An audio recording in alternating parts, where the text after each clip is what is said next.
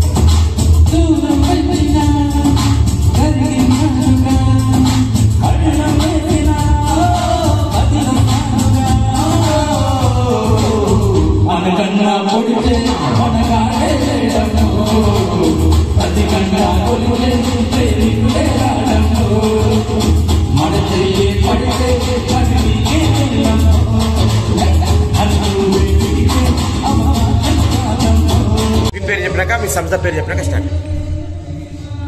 ఇప్పుడే. నమస్కారం, నా పేరు డాక్టర్ ఇందువదన శ్రీనివాస్. ఈరోజు జరిగిన ఎల్ఎం ఈవెంట్ చాలా అద్భుతంగా జరిగింది, చాలా బాగా జరిగింది. వీరలక్ష్మి గారు ప్రతిసారి రాజమండ్రి నుంచి ఇక్కడికి వచ్చి, అంత దూరం నుంచి ఇక్కడికి వచ్చి ఈవెంట్ని సక్సెస్ చేసి పోతున్నందుకు మాకంతా చాలా సంతోషంగా ఉంది.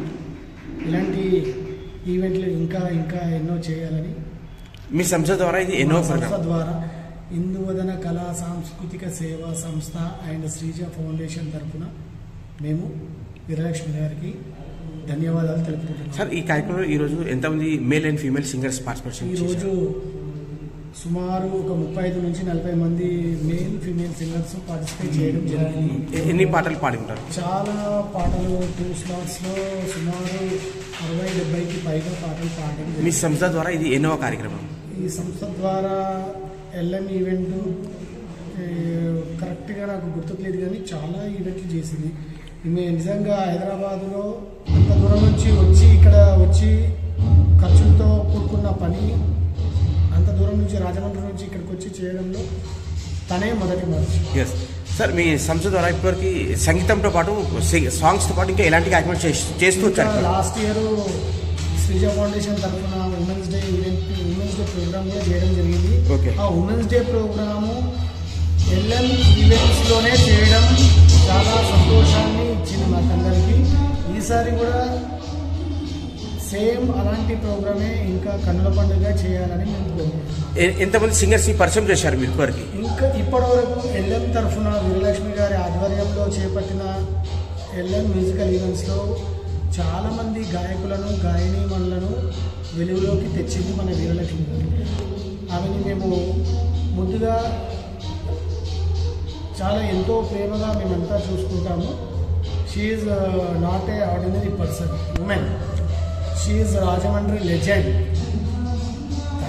సార్, రేపు 26 జనవరి రిపబ్లిక్ డే. అయితే మీ సంస్థకి అభిమానించే వాళ్ళకి, మీ సింగర్స్కి మీడియా ద్వారా ఏమైనా చెప్పాలనుకుంటున్నారు విషెస్?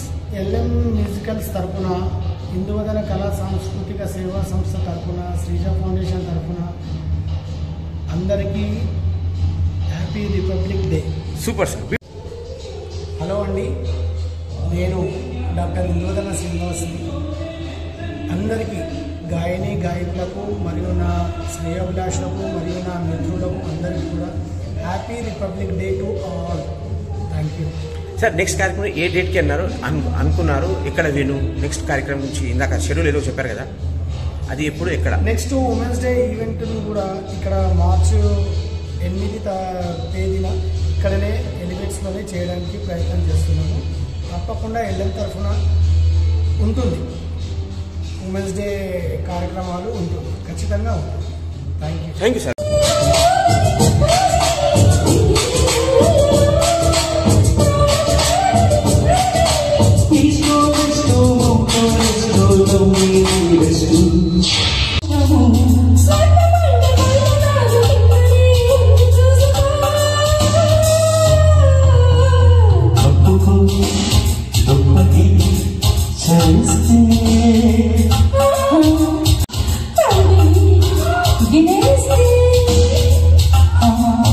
మాట్లాడి కూడా ఆలోచించినందుకు అందరికీ కూడా ధన్యవాదాలు తెలియజేస్తున్నాము. Thank you. మా శంకరన్న గారికి, సౌండ్ ఆపరేటర్